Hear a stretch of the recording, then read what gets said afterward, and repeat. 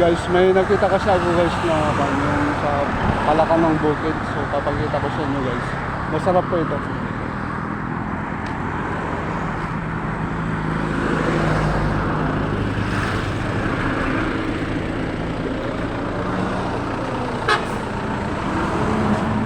So guys, yung mga Palakang bukid.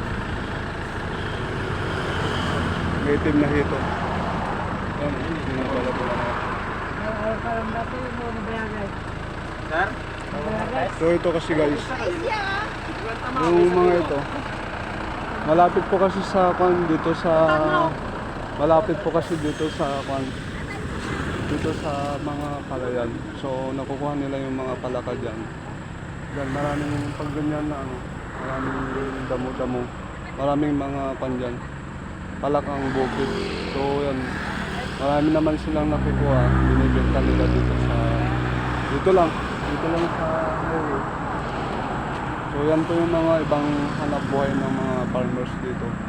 Kung tapos na silang mga nakapagpunla ng mga palay, yun, sa gabi naman kumukuha sila ng mga palakang palay o di kaya yung mga hito na naliligaw lang. Kasi ito guys, may mga kung kaya may mga sapa-sapa kasi dyan na maliliit.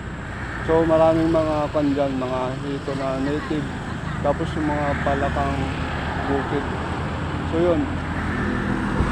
Ayan, may mga paninda nila. Nabibili lang po dito sa Gamo Isabela, Philippines.